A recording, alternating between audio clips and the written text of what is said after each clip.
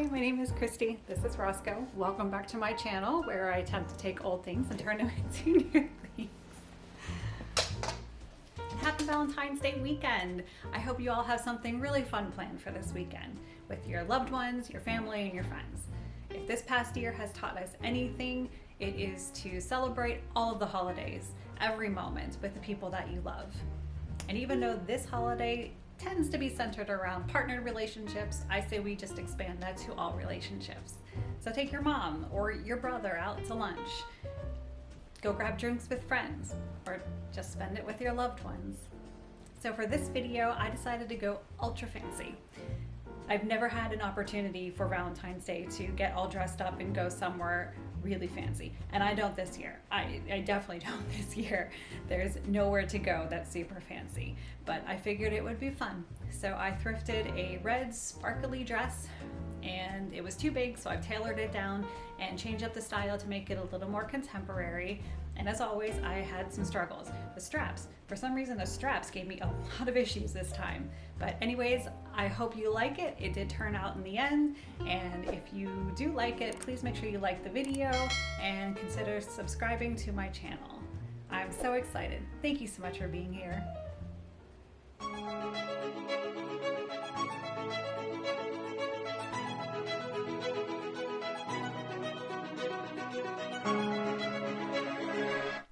Okay, here we go. Here's the dress that I thrifted. Still has a price tag on. I think it was $7.95.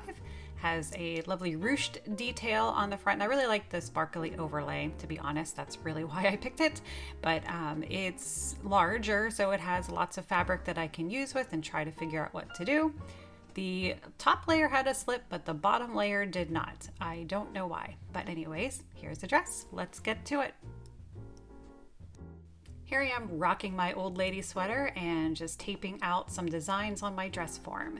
I'm going to use the princess seam to do a deep V in the front and then also a V pattern in the back.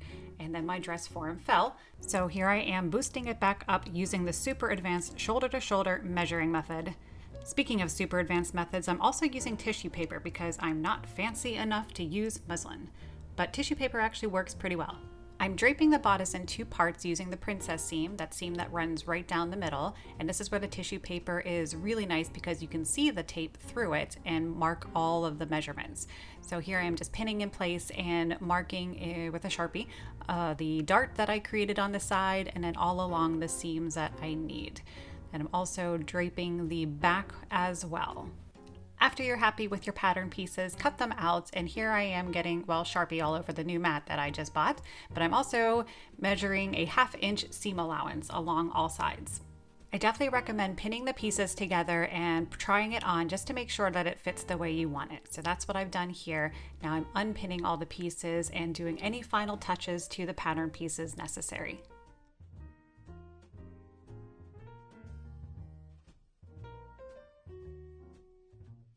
Here is the most tedious part of seam ripping and deconstructing the dress to remove that sparkly overlay. I tried it on and marked with a pin where it hit me at the waist so I knew exactly how much fabric I had to use for the bodice. Making this first cut is always the scariest part of every project. And then after that first scary cut is over, you start cutting everything. No big deal. This part was actually really challenging since I needed to cut out 2 pieces of each for both sides of the bodice and had a very difficult time fitting them onto the scraps of fabric that were left. So after some creativity with my seam allowances, I made it work. So I woke up in the middle of the night last night and I just had such anxiety on how to get this dress done. I couldn't fall back asleep. So I hope this goes well. Spoiler alert, it does. So with right sides together, I am pinning the pieces of the bodice together along that princess seam.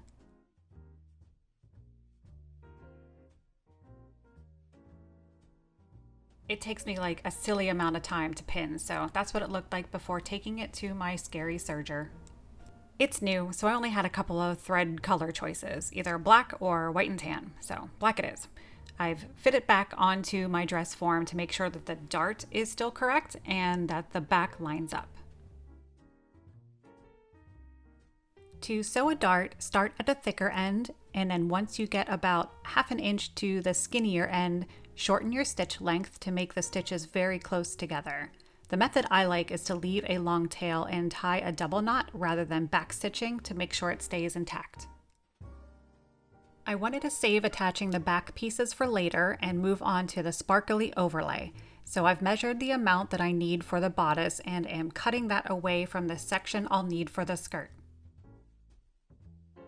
Thank goodness this overlay is stretchy because I had a vision that it would stretch tightly across the bodice front, and I needed every inch of that stretch to make it fit. I am working real hard to chalk and pin my amateur draping skills so that I have something to sew. To maintain the stretch, I am using a zigzag stitch on my sewing machine all along the side.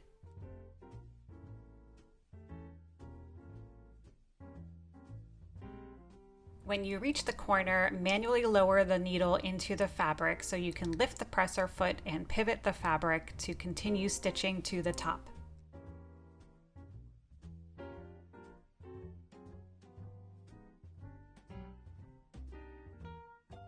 To finish the armholes, just fold it over once and do a straight stitch all along the edge.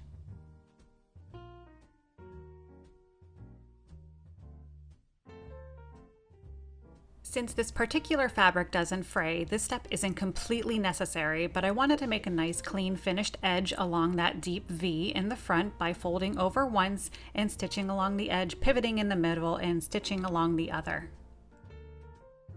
In hindsight, I should have done this step now, but for some reason I felt it necessary to serge together the sparkly overlay to the bottom layer of the bodice. Now that the front was done, I've moved on to the back to fit the sparkly overlay on the 2 back pieces. I've cut out the pieces and faced them right sides together so that I can sew along the 2 edges, which was a mistake because I should have only sewed the top. Anyways, here I am clipping the corners, trimming down the seam allowance, and then turning it inside out and poking out the corners to make sure it lays flat. You can see here that I've already undone that bottom side. Anyways, with right sides together, pin the back pieces to the side pieces and serge. A regular straight stitch on your sewing machine works too. Moving on to the skirt, I'm wearing this piece inside out to mark and pin along my curves. I have a pin on my shirt to show where the bodice ends. Once I was happy with those measurements, I am now using a ruler to connect the markings with chalk.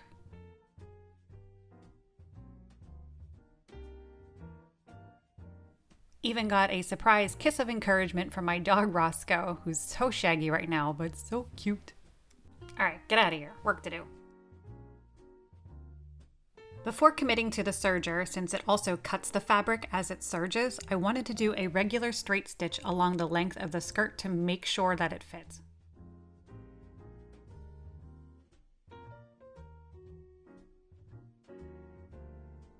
It fits so I can confidently finish the raw edges with the serger. Now that the bottom layer is complete, I am now fitting the sparkly top layer by turning it inside out and marking along the back how much needs to be taken in. I'll get rid of that bunching too, since I want this layer to be slightly less fitted and more flowy. This is the first long dress I've ever sewn, and it takes a long time to sew to the bottom of the skirt.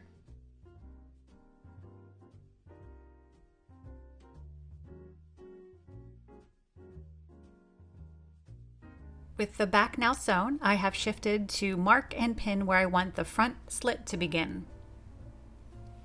Sew along the markings and gradually taper the stitching into the original hem.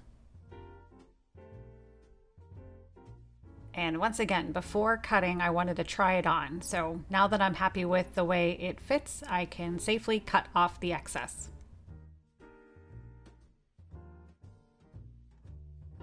I'm sorry, my camera battery died before I realized it, but I attached the 2 layers together by lining up and pinning all seams.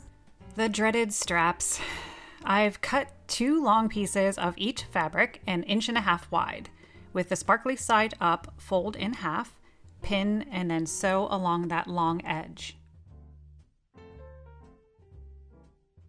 After sewn, I used a loop turner, which is supposed to make it easier to turn straps to the right side out, but this literally took me 2 hours to do. I don't know, maybe just because the straps were so long, but it oh Lord, more angry throwing.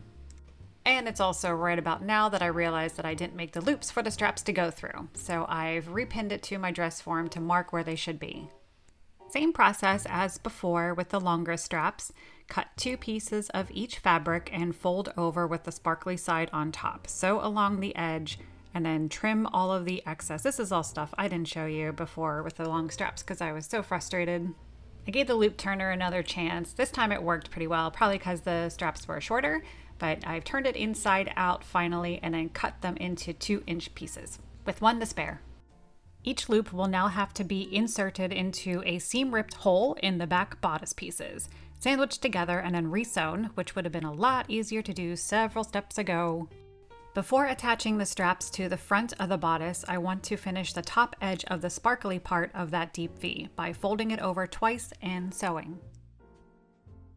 I've pinned the straps to the corners and then just sewed back and forth a few times to secure it. With right sides together, line up the seams of the bodice to the skirt seams and then use lots of pins to make sure it doesn't shift while sewing.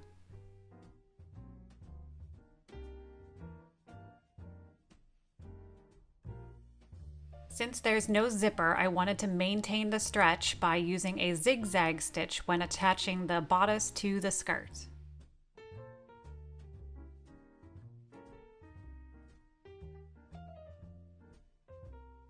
So really the only step left is to create the slit in the bottom layer. I have tried it on again and marked with pins where and how high I want the slit. Then I've added 1 inch on either side, tapering it to the top. Fold over twice and sew a very, very narrow hem. Go slow and carefully sew when you reach the top to create a finished edge.